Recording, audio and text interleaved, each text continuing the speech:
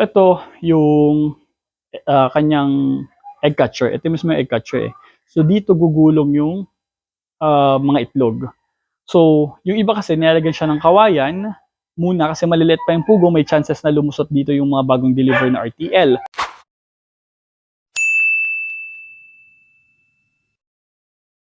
Good morning guys! Ito ang inyong Kuya Ace ng Quail Farming TV or Lakbay ni Alas. Isang maulang umaga no, sa ating lahat and hopefully yung mga areas na dadaanan or tatamaan ng bagyo, hopefully maging safe kayo kung ano mang business or kung wala mang business, at least maging safe yung lahat. So, since may bagyo nga, nag-confirm kami kung matutuloy ba yung delivery ng ating RTL. And as per Mayat naman is tuloy naman daw yung delivery. Kasi nga hindi naman ganun kalakas yung hagupit ng bagyo dito sa amin sa Batangas City. So inaantay na lang namin na ma-deliver yung mga RTL na ilo-load natin dito sa ating quail cage. Kung mapapansin nyo, napakalinis. Napakalinis. Mukhang bago itong ating quail cage. So itong quail cage na to, kung mapapansin nyo, ito na yung binibenta namin na 25,000.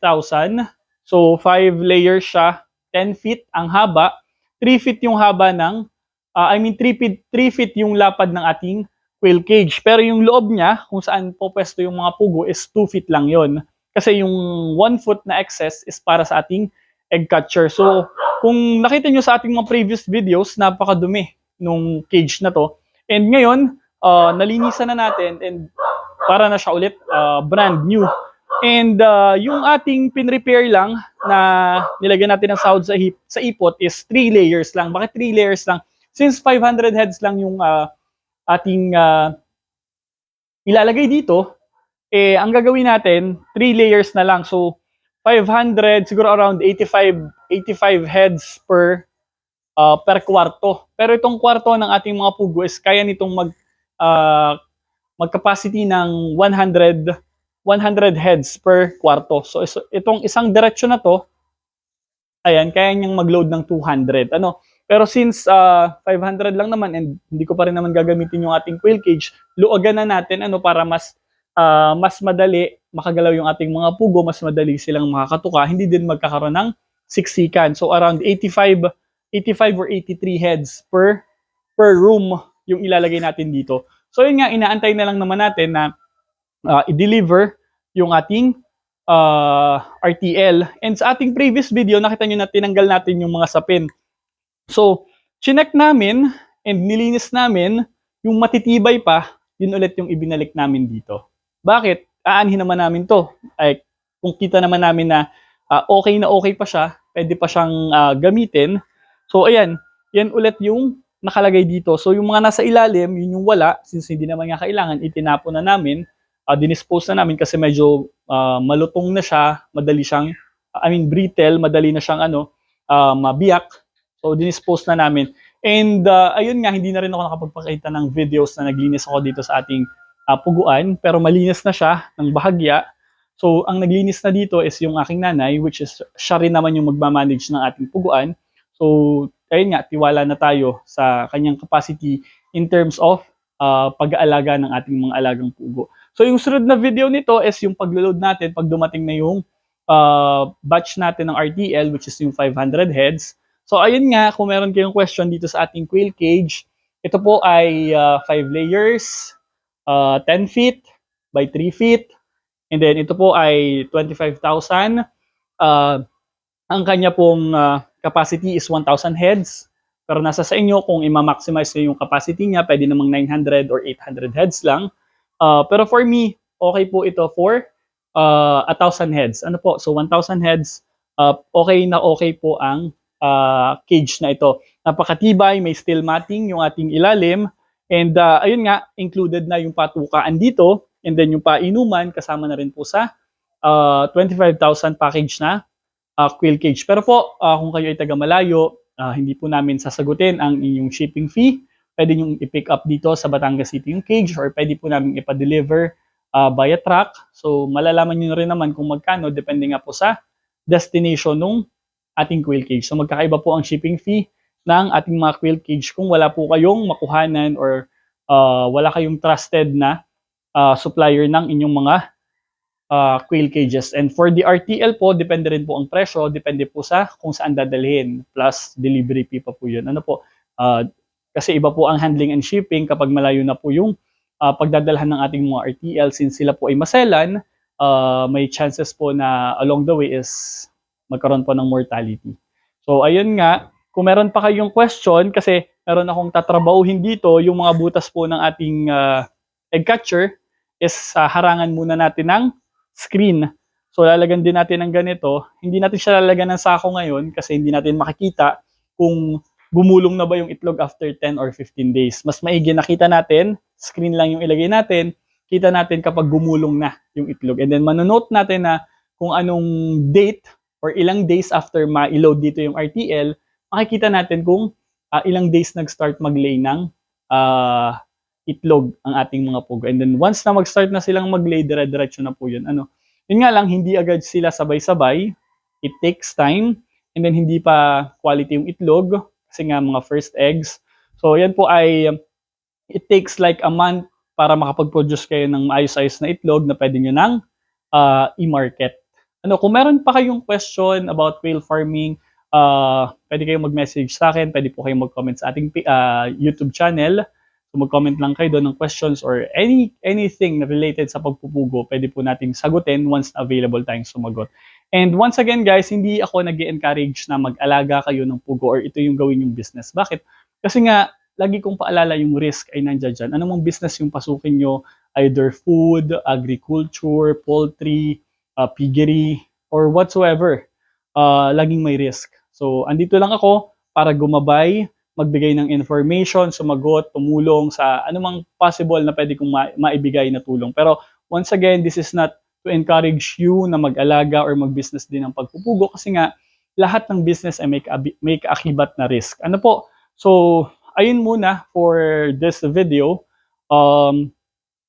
Papakita ko sa inyo kung ano yung itsura ng ating mga quail cage. I mean, yung naging itsura niya ngayon sa malapitan once na nalinis natin siya. Ito yung kanyang egg catcher. Ito mismo yung egg catcher eh.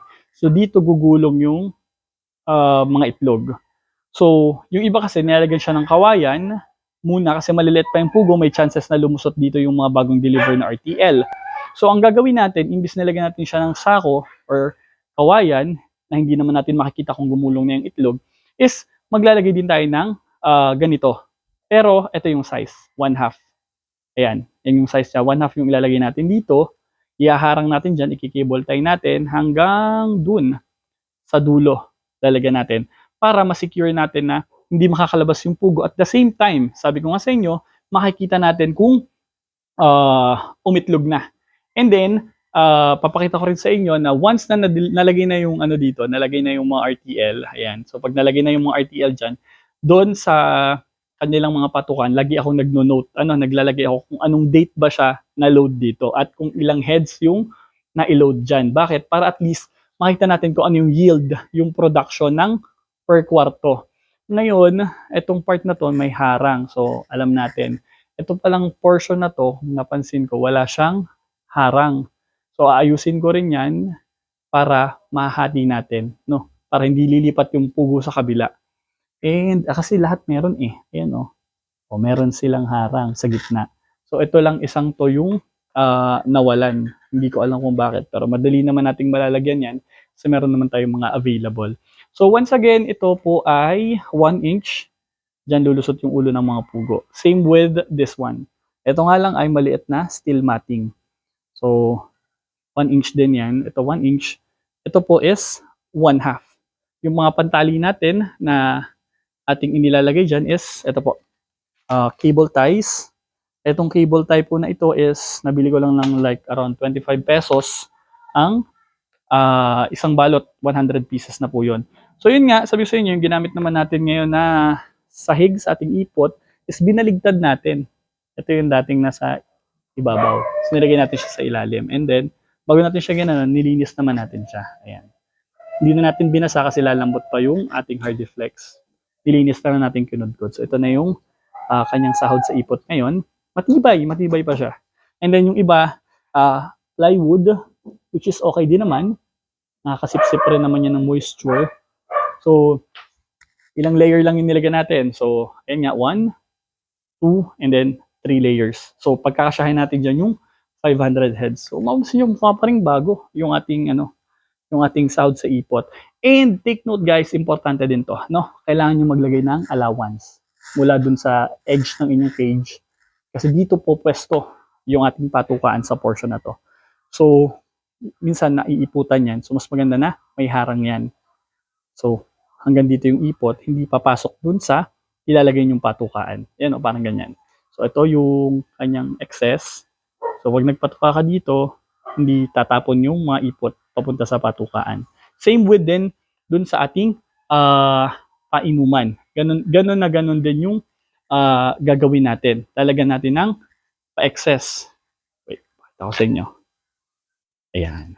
So, kung mapapansin nyo, malinis na rin yung ating mga painuman. Ayan. Sa ibabaw naman, okay lang na walang excess kasi wala namang iipot sa ibabaw. So, sa ilalim, ayan. So, meron siyang excess. Takip. Makaharang dun sa ating painuman. So, maleles yung pagbagsak ng ipot dito sa patukaan. Kasi possible yan mag-cause ng sakit sa ating mga alagang pugo. So, nadumihan na to. So, meron na siyang alikabok. Ayan. So, itong portion ng cage na to, guys, pasensya na kayo, hindi pa namin nalilinis since wala pa namang ilo-load. Hindi na namin siya pin-priority. Kasi nga, nagkaroon ng konting aberya dun sa isa kong sasakyan. So, nabangga siya. Dami akong kailangan asikasuhin mga documents para maayos, ma-repair. So, ayan nga. So, mas kita na natin ngayon yung sahod natin sa ipot. Ito pong klase na ito is ito po yung tinatawag natin na Hardiflex. Ayan, Hardiflex po yan. Smart, parang cement wood. Kung di ako nagkakamali, cement wood. And then, ito yung plywood natin. Luma na siya. Pero, I think, for me, maglalast pa siya ng isa pang gamit. Kaya yan yung nilagay ni Kuya Buboy natin. So, medyo nagtipid din tayo. Ayan. Siguro kahit tinipid siya, parang worth it pa rin naman kasi maganda pa naman yung quality ng ano. Since sahod lang naman siya sa ipot. So, ayan. Ito po yung ating 4 inches na painuman. 4 inches na PVC. Mas maganda rin yung orange kasi hindi siya nababuloktot pag mainit. Pero since hindi naman masyado naiinitan ng ating mga painuman or patukan, okay na rin yan. Yung iba guys, naglalagay pa ng patukaan dito. Yan. So ginagawa nila, imbes na 1/2 to, same 1 inch na rin, naglalagay sila ng patukaan dito sa portion na to para hindi mag-agawan yung mga pugo. So nangyayari yun kapag overcrowding na yung inyong mga alaga. And ayan, ito na yung status ng ating building.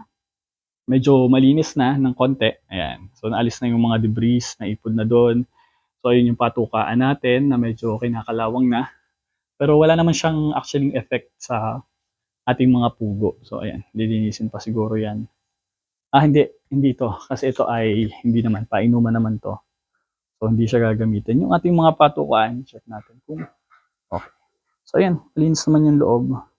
Medyo kinakalawang na siya. Since tatlo lang naman yung kailangan natin, 1, 2, 3. And then, we're good to go na. So hintayin na lang natin na ma-deliver yung ating RTL and swabe na to, dire-diretso na ulit ang ating operation. So once again guys, ito ang yung Kuya Ace ng Lakbay ni Elas, Whale Farming TV. Wag na wag yung pagdudahan yung mga sarili nyo sa mga kaya, sa mga pwede nyo gawin. Never stop dreaming, never stop believing kasi hindi mo alam kung saan ka dadalhin ng mga pagsisikap mo.